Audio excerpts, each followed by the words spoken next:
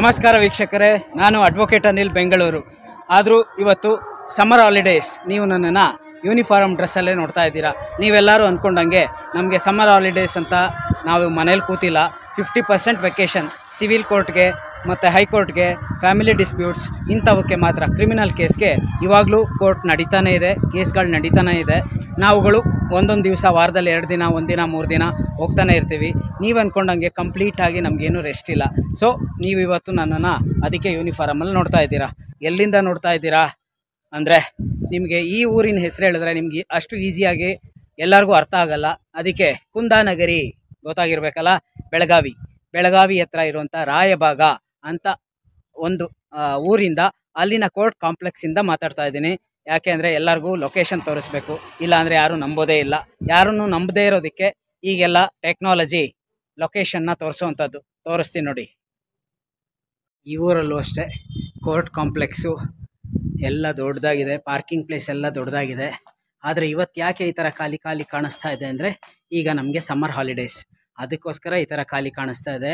ಇಲ್ಲ ಅಂದರೆ ಜನ ಕಿಕ್ಕಿರಿದು ಜನಸಂದಣಿಯಲ್ಲಿ ಕೋರ್ಟು. ಯಾಕೆ ಅಂದರೆ ಲಿಟಿಗೇಷನ್ಸ್, ಚಿಕ್ಕ ವಿಷಯಕ್ಕೂ ಕೋರ್ಟ್ಗಳಿಗೆ ಎಲ್ಲರೂ ಬರೋದ್ರಿಂದ, ಎಲ್ಲರೂ ಜಗಳ ಮಾಡ್ಕೊಂಡಿರೋದ್ರಿಂದ, ಸೊ ಕೋರ್ಟಲ್ಲಿ ಇಲ್ಲಿಯ ಸ್ಟಾಫ್ಸು ಎಲ್ಲ ಹೇಳ್ತಾಯಿದ್ರು, ಇವತ್ತಷ್ಟೇ ಈ ಥರ ಫ್ರೀಯಾಗಿ ಖಾಲಿ ಇದೆ, ರೆಗ್ಯುಲರ್ ಡೇಸಲ್ಲಿ ಬಂದರೆ ಪಾರ್ಕಿಂಗಿಗೂ ಜಾಗ ಇಲ್ಲ, ಒಳಗಡೆ ಓಡಾಡೋಕ್ಕೂ ಆಗಲ್ಲ ಅಂತ. ಸೊ ಕೋರ್ಟ್ ಕಾಂಪ್ಲೆಕ್ಸ್ ನೋಡಿ ಎಷ್ಟು ದೊಡ್ಡದಾಗಿದೆ. ನೋಡಿ ಕಾಣಿಸ್ತಾ ಇದೆ, ಹಿರಿಯ ದಿವಾಣಿ ನ್ಯಾಯಾಲಯ ರಾಯಬಾಗ. ನಮ್ಮ ಕಡೆ ಎಲ್ಲ ನ್ಯಾಯಾಲಯಗಳ ಸಂಕೀರ್ಣ ಅಂತ ಬರಿತೀವಿ. ಇಲ್ಲ, ಅದನ್ನೇ ಸ್ವಲ್ಪ ಚೇಂಜ್ ಮಾಡಿ ಹಿರಿಯ ನ್ಯಾಯಾಲಯ ದಿವಾಣಿ ರಾಯಬಾಗ ಅಂತ ಬರೆದಿದೆ ನೋಡಿ. ಇದೇ ಕೋರ್ಟ್ ಕಾಂಪ್ಲೆಕ್ಸಿಂದ ಇದೇ ಕೇಸ್ಗೆ ನಾನು ಬಂದಿರುವಂಥದ್ದು ನೋಡಿ. ನೀವೆಲ್ಲರೂ ನನ್ನನ್ನು ಕೇಳ್ತೀರಾ, ನೀವು ಗಂಡಂದ್ರಿಗೆ ಮಾತ್ರ ಲಾಯರಾ, ನೀವು ಹೆಂಡತಿಗೆ ಲಾಯರ್ ಅಲ್ವಾ ಅಂತ ಎಷ್ಟೋ ಸತಿ ಕೇಳಿದ್ದೀರಾ. ಅದಕ್ಕೆ ನೋಡಿ, ನನ್ನ ಕ್ಲೈಂಟ್ನ ತೋರಿಸ್ತಾ ಇದ್ದೀನಿ, ಸೌಜನ್ಯ ಅಂತ. ಹಲೋ ಸೌಜನ್ಯ ಅವರೇ. ಹಾಂ ನೋಡಿ, ಇವ್ರದೇ ಕೇಸಿಗೆ ನಾನು ಬಂದಿರೋದು. ಇವಾಗ ನಿಮಗೆ ಗೊತ್ತಾಗಿದೆ, ನಾನು ಹೆಂಡತಿಯರಿಗೂ ಲಾಯರೇ. ಸೊ ನಾನು ಅಲ್ಲ, ನಮ್ಮ ಎಲ್ಲ ಲಾಯರ್ ಕೊಲೀಗ್ಸ್ ಕೂಡ ಅಷ್ಟೇ, ನಾವು ನ್ಯೂಟ್ರಲ್ ಲಾಯರ್ಸ್. ಕೆಲವು ಕೇಸಲ್ಲಿ ಗಂಡಂದ್ರಿಗೆ, ಕೆಲವು ಕೇಸಲ್ಲಿ ಹೆಂಡತಿಯರಿಗೆ. ಪ್ರಪೋರ್ಷನೇಟ್ ಹೆಚ್ಚು ಕಮ್ಮಿ ಆಗಿರ್ಬೋದಷ್ಟೇ. ನಾವು ಎಲ್ಲ ಕೇಸ್ಗಳನ್ನು ಅಟೆಂಡ್ ಮಾಡ್ತೀವಿ. ಸೊ ಜಸ್ಟಿಸ್ಗೋಸ್ಕರ ನಾವು ಗಂಡಂದ್ರಿಗೂ ಲಾಯರ್ ಆಗ್ತೀವಿ, ಹೆಂಡ್ತಿಯರಿಗೂ ಲಾಯರ್ ಆಗ್ತೀವಿ. ನೀವು ಯಾರು ಆ ಥರ ಎಲ್ಲ ಅಂದ್ಕೊಂಬೇಡಿ, ಗಂಡಂದ್ರ ಲಾಯರು, ಹೆಂಡ್ತಿಯರ್ ಲಾಯರು ಆ ಥರ ಎಲ್ಲ ಏನು ಅಂದ್ಕೊಳ್ಳೋದು ಬೇಡ. ಅದೇ ರೀತಿ 6 ತಿಂಗಳ ಹಿಂದೆ ನನ್ನ ಜೊತೆ ನೀವು ಬೆಂಗಳೂರಲ್ಲಿ ಕಾಫಿ ಡೇಯಲ್ಲಿ ಈ ನನ್ನ ಕೊಲೀಗ್ನ ನೋಡಿದ್ರಿ. 2 ಕೇಸ್ಗಳಿಗೂ ಬಂದಿದ್ರು. ಒಂದು ರಾಯಬಾಗ್ ಕೇಸ್, ಇನ್ನೊಂದು ಗೋಕಾಕ್ ಕೇಸ್. ಅದನ್ನೆಲ್ಲ ನಾನು ರೆಡಿ ಮಾಡಿ ಕೊಟ್ಟಿದ್ದೆ. ಹಲೋ ಬಸವರಾಜ್. Hello sir. ಹಾಂ, ಹೇಗಿದ್ದೀರಾ? ಚೆನ್ನಾಗಿದ್ದೀನಿ. ನಾನು ಚೆನ್ನಾಗಿದ್ದೀನಿ. ಆದರೆ ನಿಮ್ಮ ಡಿಸ್ಟ್ರಿಕ್ಟಲ್ಲಿ ಎಲ್ಲಿ ಕೂತ್ರು ಎಲ್ಲಿ ನಿಂತರು ಬಿಸಿಲು ಅಂತ ಹೊಡಿತಾ ಇದೆ, ಬಿಸಿ ಗಾಳಿ ಹೊಡಿತಾ ಇದೆ, ನಿಲ್ಲಕ್ಕಾಗ್ತಾ ಇಲ್ಲ, ಕೂರಕ್ಕಾಗ್ತಾ ಇಲ್ಲ. ನಿಮಗೆ ಅಡ್ಜಸ್ಟ್ ಆಗಿದೆ, ಆದರೆ ನಮ್ಗೆ ಅಡ್ಜಸ್ಟ್ ಆಗೋದು ಸ್ವಲ್ಪ ಕಷ್ಟ. ಸೊ ನಾನು ಇವತ್ತು ಆರ್ಗ್ಯುಮೆಂಟ್ ಇತ್ತು, ನಾನು ಅವ್ರಿಗೆ ಹೇಳಿದ್ದೆ ಇಂಪಾರ್ಟೆಂಟ್ ಸ್ಟೇಜ್ಗೆ ಅಷ್ಟೇ ನಾನು ಬರ್ತೀನಿ, ಮಿಕ್ಕಿದೆಲ್ಲ ನೀವು ನೋಡ್ಕೋಬೇಕು ಅಂತ. ಸೊ ಇವತ್ತು ಇಂಪಾರ್ಟೆಂಟ್ ಸ್ಟೇಜ್ ಆಗಿತ್ತು, ಆರ್ಗ್ಯುಮೆಂಟ್ ಆಗಿತ್ತು, ಆ ಸ್ಟೇಜ್ ಇತ್ತು. ಅದು ಅಲ್ಲದೆ ನಾನು ಇವಾಗ ವೆಕೇಷನ್ ಇರೋದ್ರಿಂದ ಸ್ವಲ್ಪ ಫ್ರೀ ಇದ್ದೆ. ರೆಗ್ಯುಲರ್ ಡೇಸ್ ಥರ ಪ್ರೆಷರ್ ಇಲ್ಲದೆ ಇರೋದ್ರಿಂದ, ಕ್ಲೈಂಟು ಕೂಡ ನೀವೇ ಬನ್ನಿ ಅಂತ ಡಿಮ್ಯಾಂಡ್ ಮಾಡಿದ್ರಿಂದ, ಅವರೇ ಕರೆಸ್ಕೊಂಡಿದ್ರಿಂದ ನಾನು ಇವತ್ತು ಬರಬೇಕಾಯ್ತು. ನಾನು ನನ್ನ ವರ್ಕ್ನ ಮುಗಿಸ್ಕೊಂಡೆ. ಅದೇ ರೀತಿ ಬಸವರಾಜ್ ಇವತ್ತು ಕೋರ್ಟಲ್ಲಿ ಆರ್ಗ್ಯುಮೆಂಟ್ ನೋಡಿದ್ರಿ. ನಿಮ್ಗೆ ಏನು ಅನ್ನಿಸ್ತು? ನೀವೇನಾದರೂ ಕಲ್ತ್ರಾ? ಏನಾದರೂ ಹೇಳೋದಾದರೆ? ಎಸ್ ಸರ್, ನಾನು ಈ ವಿಡಿಯೋದಲ್ಲಿ ನಿಮ್ಮ ಆರ್ಗ್ಯುಮೆಂಟ್ ಬಗ್ಗೆ ಹೇಳಿಲ್ಲ ಅಂದರೆ ಅದು ನಮ್ಮದೇ ತಪ್ಪಾಗುತ್ತೆ. ಆದ್ದರಿಂದ ಇವತ್ತು ಸರ್ದು ಆರ್ಗ್ಯುಮೆಂಟ್ ನೋಡಿದರೆ ಪ್ರತಿಯೊಬ್ಬರಿಗೂ ಕೂಡ, ಪ್ರತಿಯೊಬ್ಬ ಬಡಜೀವಿಗೂ ಕೂಡ ನ್ಯಾಯ ದೊರಕಿಸುವಂತಹ ಏಕೈಕ ವ್ಯಕ್ತಿ ಅಂದರೆ ತಪ್ಪಾಗಲಾರ್ದು. ಆದ್ದರಿಂದ ಇದು ಕೊನೆಯ ಹಂತ ಆಗಿದ್ದರಿಂದ ಪ್ರತಿಯೊಂದು ಇವತ್ತು 6 ತಿಂಗಳಿಂದ ಆ ಕೇಸನ್ನ ಸಣ್ಣ ಸ್ಟೇಜ್ಗಳಲ್ಲಿ ನಾನೇ ಫಾಲೋಅಪ್ ಮಾಡಿ ಕೊನೆಗೆ ಆರ್ಗ್ಯುಮೆಂಟ್ನಲ್ಲಿ ಸರ್ನ ಇವತ್ತು ಕರೆಸುವಂತಹ ಜರೂರು ಭಾಗ ಬಿತ್ತು. ಆದ್ದರಿಂದ ಅಂತ ಅವರು ಬಂದರು, ಆರ್ಗ್ಯುಮೆಂಟ್ ಕೂಡ ಮಾಡಿದರು. ಇನ್ನು ಆರ್ಡ್ರ್ ಏನಾಗುತ್ತೆ ಅಂತ ಕಾದು ನೋಡಬೇಕಾಗಿದೆ ಅಷ್ಟೇ.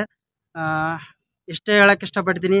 ಅವರು ಬಡವರಿಗೆ ಒಂದು ದೇವ್ರ ಥರ ಅಂತ ಹೇಳಕ್ಕೆ ಇಷ್ಟಪಡ್ತೀನಿ. Thank you Basavaraj. ನೋಡಿ, ಥ್ಯಾಂಕ್ ಯು. ಜನ ಇಷ್ಟಪಟ್ಟರೆ ಬೆಂಗಳೂರಿಂದ ಇಲ್ಲಿಗೆ ಸುಮಾರು 700 ಕಿಲೋಮೀಟರ್, 700 ಕಿಲೋಮೀಟ್ರ್ ನಮ್ಮನ್ನು ಕರೆಸ್ತಾರೆ.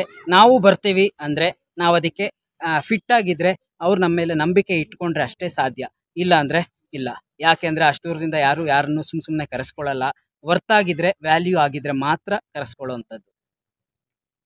ಅದೇ ರೀತಿ ಈ ರಾಯಭಾಗದ ಕೋರ್ಟ್ನಲ್ಲಿ ಪ್ರಾಕ್ಟೀಸ್ ಮಾಡ್ತಾ ಇರುವಂಥ ಸದಾನಂದ್ ಅಂತ, ಇವರು ನನ್ನ ಕೊಲೀಗ್. ಹಲೋ ಸದಾನಂದ್. ಸರ್ ನಮಸ್ಕಾರ ಸರ್. ಹಾಂ, ನಮಸ್ಕಾರ. ಸೊ ವೆಕೇಶನ್ ಅಂತ ನೀವು ಯೂನಿಫಾರಮಲ್ಲಿ ಇಲ್ಲ, ನಾವು ಯೂನಿಫಾರಮ್ ಕೋರ್ಟಲ್ಲಿ ಕೇಸು ಅಂತ ಬಂದಿದ್ದೀವಿ, ಯೂನಿಫಾರಮ್ ಹಾಕ್ಕೊಂಡಿದ್ದೀವಿ. ಸೊ ನೀವು ಈ ಬಿಸಿಲಿಗೆ, ಈ ಕೇಸ್ಗೆ, ಈ ಕೋರ್ಟ್ಗೆ ಎಲ್ಲದಕ್ಕೂ ನೀವು ಅಡ್ಜಸ್ಟ್ ಆಗ್ಬಿಟ್ಟಿದ್ದೀರಾ?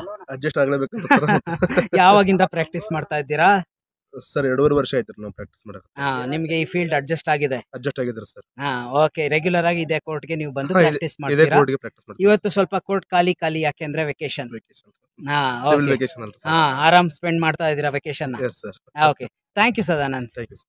ನಾನು ಇಲ್ಲದೆ ಇದ್ದಾಗ ಕೆಲವೊಂದು ಸಿಂಪಲ್ ಸ್ಟೇಜ್ನ ಬಸವರಾಜು ಬರೋಕ್ಕಾಗದೇ ಇದ್ದಾಗ ಇವ್ರು ಇಲ್ಲೇ ಇರೋದ್ರಿಂದ ಕೆಲವು ಸತಿ ಇವರು ನೋಡ್ಕೋತಾರೆ. Thank you. Thank you. ಅದೇ ರೀತಿ ಹಲವಾರು ಜನ ನನ್ನ ಕೋಟ್ ಪಾಕೆಟಲ್ಲಿ ಏನಿದು ಕಲರ್ ಪೆನ್ ಇಟ್ಕೋತೀರಾ, ಏನು ಯೂಸು, ಪೆನ್ನಿಂದ ಎಷ್ಟು ಯೂಸ್ಫುಲ್ ಆಗುತ್ತೆ, ಯಾವ ಕಲರ್ ಪೆನ್ನ ಯಾಕೆ ಯೂಸ್ ಮಾಡ್ತೀವಿ ಅಂತ ಎಷ್ಟೋ ಜನ ಕೇಳ್ತೀರಾ. ಎಷ್ಟೋ ಜನಕ್ಕೆ ಇವಾಗಲೂ ಅಷ್ಟೇ, ನನ್ನ ಕ್ಲೈಂಟ್ ಕೂಡ ಅಷ್ಟೇ, ಈ ಬ್ಲ್ಯಾಕ್ ಇಂಕಲ್ಲಿ ನಾನು ಸೈನ್ ಮಾಡಲಾ ಅಂತ ಕೇಳ್ತಾರೆ. ಬ್ಲ್ಯಾಕ್ ಇಂಕಲ್ಲಿ ಸೈನ್ ಮಾಡ್ಬೋದಾ ಅಥವಾ ಬ್ಲೂನೇ ಮಾಡಬೇಕಾ, ಯಾಕೆ ಬ್ಲ್ಯಾಕ್ ಇಂಕ್, ಯಾಕೆ ರೆಡ್ ಇಂಕ್? ಅದೇ ಥರ ನೀವು ನನ್ನ ಪಾಕೆಟಲ್ಲೂ ನೋಡ್ಬೋದು. ನಾವು ಒಂದನ್ನು ಸ್ಯಾಂಪಲ್ ಆಗಿ ತೋರಿಸ್ತೀನಿ ನೋಡಿ. ನಿಮಗೆಲ್ಲ ಕಾಣಿಸ್ತಾ ಇದೆ ಅನ್ಕೋತೀನಿ. ಇದನ್ನು 80s 90s ಅಲ್ಲಿ ಬಂದಿರೋಂಥ ಕಿಡ್ಸ್, 80s 90s ಅಲ್ಲಿ ಸ್ಕೂಲು ಕಾಲೇಜ್ಗೆ ಹೋಗಿರೋರು ಯಾರೊಬ್ಬರು ಮರೆಯೋಕ್ಕೆ ಸಾಧ್ಯ ಇಲ್ಲ. ಯಾಕೆಂದರೆ ಓಲ್ಡ್ ಈಸ್ ಗೋಲ್ಡ್. ರೆನಾಲ್ಡ್ಸ್ 045 ಆ ಕಾಲದಲ್ಲಿ ಇದು ತುಂಬ ಫೇಮಸ್, ಎಲ್ಲರ ಕೈಯಲ್ಲೂ ಇತ್ತು. ಇವಾಗಲೂ ಅಷ್ಟೇ ಅಮೆಝಾನಲ್ಲಿ ಸಿಗುತ್ತೆ. ನಾನಂತೂ ಎಲ್ಲ ಕಲರ್ ವಿಬ್ಗಯಾರ್ ಅದರಲ್ಲಿ 7 ಕಲರ್ ಇದ್ದರೆ ನಾನು ಅದರಲ್ಲಿ ಇಂಪಾರ್ಟೆಂಟ್ ಆಗಿರೋ ರೆಡ್, ಬ್ಲೂ, ಬ್ಲ್ಯಾಕ್ ಮತ್ತು ಗ್ರೀನ್ ಕಲರ್ ಪೆನ್ನ ಯೂಸ್ ಮಾಡ್ತೀನಿ. ಯಾಕೆ ಯೂಸ್ ಮಾಡ್ತೀನಿ? ಇದು most popular colours, most useful ನಮಗೆ ಮತ್ತು ಕ್ಲೈಂಟ್ಸ್ಗೆ ಕನ್ವೀನಿಯೆಂಟ್ಗೋಸ್ಕರ ಇದನ್ನ ಇಟ್ಕೊಂಡಿರೋಂಥದ್ದು. ಸೊ ಈ ರೆನಾಲ್ಡ್ಸ್ ಅನ್ನೋದು ಇವಾಗಲೂ ಸಿಗುತ್ತೆ. ಎಷ್ಟೋ ಜನ ನಮ್ಗೆ ಸಿಗ್ತಾ ಇಲ್ಲ ಅಂತಾರೆ, ಆದರೆ ಅಮೆಝಾನಲ್ಲಿ ಇವಾಗಲೂ ಇದು ಸಿಗುತ್ತೆ. ನೀವು ಟ್ರೈ ಮಾಡ್ಬೋದು. ಓಲ್ಡ್ ಈಸ್ ಗೋಲ್ಡ್ ಯಾವಾಗಲೂ. ಒಂದು ಹಾಡು ಆಗ್ಬೋದು, ಒಂದು ಫಿಲಮ್ ಆಗ್ಬೋದು, ಒಂದು ಬಟ್ಟೆ ಆಗ್ಬೋದು, ಒಂದು ಶೂ ಆಗ್ಬೋದು. ಈಗಿನ ಟ್ರೆಂಡ್ ಯಾವುದು ಚೆನ್ನಾಗೇ ಇರಲ್ಲ. ಓಲ್ಡ್ ಈಸ್ ಗೋಲ್ಡ್, ಯಾವುದನ್ನೇ ತೊಗೊಳ್ಳಿ ಓಲ್ಡ್ ಈಸ್ ಗೋಲ್ಡ್. ಸೊ ಅದೇ ಥರ ಈ ಪೆನ್ನು ಅಷ್ಟೇ, ಓಲ್ಡ್ ಈಸ್ ಗೋಲ್ಡ್.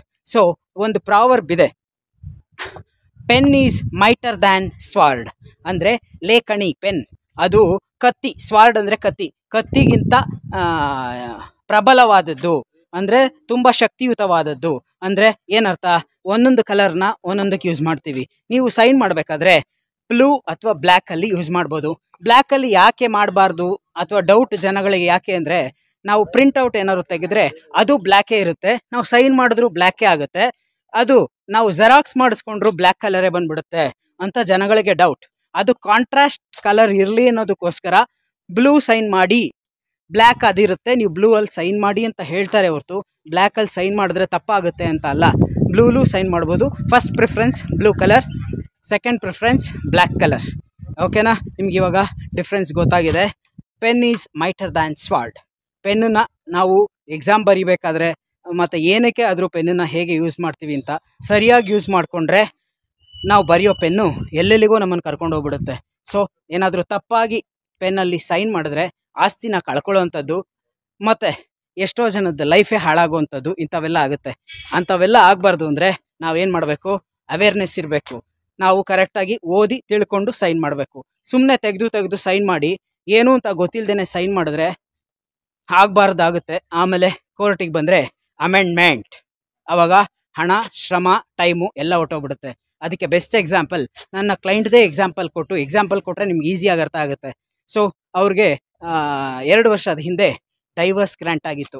ಆ ಡೈವರ್ಸ್ ಡಿಕ್ರಿಯಲ್ಲಿ ಇದು ಮೀಡಿಯೇಷನ್ ಅಗ್ರಿಮೆಂಟಲ್ಲಿ ಅವರು ಗೊತ್ತಿಲ್ಲದೇ ಮೀಡಿಯೇಷನ್ ಅಗ್ರಿಮೆಂಟ್ಗೆ ತಪ್ಪಾಗಿ ಸೈನ್ ಮಾಡಿಬಿಟ್ಟಿದ್ರು. ತಪ್ಪಾಗಿ ಅಂದರೆ ಯಾವ ಥರ? ಚೈಲ್ಡ್, ಅವ್ರಿಗೆ ಮಗು ಇತ್ತು, ಅದು ಚೈಲ್ಡ್ ಕಸ್ಟಡಿಗೆ ಬೇಕು ಅನ್ನೋದಕ್ಕೆ ಅದರಲ್ಲಿ ಟೈಮಿಂಗ್ಸ್ ಮೆನ್ಷನ್ ಮಾಡಿರಲಿಲ್ಲ. ಸೊ ಆ ಟೈಮಿಂಗ್ಸ್ನ ಮೆನ್ಷನ್ ಮಾಡಿಲ್ಲ ಅನ್ನೋದನ್ನ ನೋಡಿಲ್ಲದೆ ಇವರು ಸೈನ್ ಮಾಡಿಬಿಟ್ರು. ಸೈನ್ ಮಾಡಿದ್ಮೇಲೆ ಏನಾಯಿತು? ಕ್ಲೋಸ್.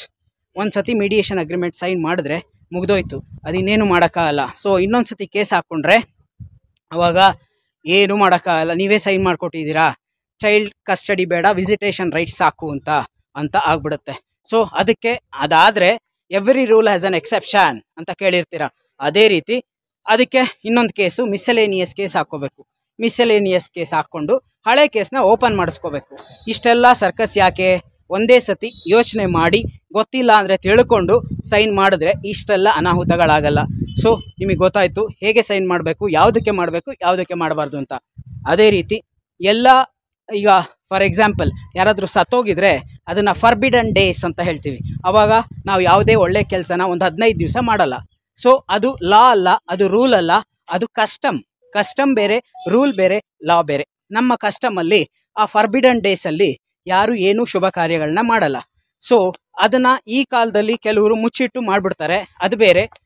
ಆದರೆ ಇದರಲ್ಲಿ ಮಾಡಲ್ಲ. ಸೊ ಅದೇ ರೀತಿ ನಾವು ಎಲ್ಲಾದರೂ ಸೈನ್ ಹಾಕಬೇಕು ಅಂದರೆ ರೆಡ್ ಇಂಕಲ್ಲಿ, ಗ್ರೀನ್ ಇಂಕಲ್ಲಿ ಕ್ಲೈಂಟ್ ಹತ್ರ ಸೈನ್ ಮಾಡಿಸಿದ್ರೆ ನಮ್ಮನ್ನು ಚೇಂಜ್ ಮಾಡ್ಕೊಬನ್ನಿ ಅಂತ ವಾಪಸ್ ಕೊಟ್ಬಿಡ್ತಾರೆ. ಸೊ ಸಿಕ್ಕಿದಂಗೆಲ್ಲ ಸೈನ್ ಮಾಡೋಂಗಿಲ್ಲ. ಅದು ಲಾ ಅಥವಾ ರೂಲಲ್ಲಿ ಇಲ್ಲದೆ ಹೋದರೂ ಅದ್ರ ಕಸ್ಟಮಲ್ಲಿದೆ ಯಾವುದಕ್ಕೆ ಯಾರ್ಯಾರು ಹೇಗೆ ಸೈನ್ ಮಾಡಬೇಕು ಅಂತ. ಸೊ ಅದೇ ಪ್ರಕಾರನೇ ಸೈನ್ ಮಾಡಬೇಕು. ಯಾವುದೋ ಇಂಕಿಂದ ಪೆನ್ನಲ್ಲಿ ನೀವು ತೊಗೊಂಡು ಸಿಕ್ಕಿದ ಕಡೆ ಎಲ್ಲ ಸೈನ್ ಮಾಡೋಂಗಿಲ್ಲ. ಇಲ್ಲ ಬ್ಲೂ ಇಲ್ಲ ಬ್ಲ್ಯಾಕ್ ಎರಡನ್ನೇ ಅಲೋವ್ ಮಾಡಿರೋಂಥದ್ದು. ಮತ್ತು ರೆಡ್ನ ಮತ್ತು ಗ್ರೀನ್ನ ಯಾವಾಗ ಯೂಸ್ ಮಾಡಬೇಕು ನೀವು ನನ್ನ ಪಾಕೆಟಲ್ಲೂ ನೋಡ್ತೀರಾ. ಯಾಕೆ? ಕ್ಲೈಂಟ್ ಕನ್ವೀನಿಯೆಂಟ್, ನನ್ನ ಕನ್ವೀನಿಯೆಂಟ್ಗೋಸ್ಕರ ಇಟ್ಕೊಂಡಿದ್ದೀನಿ.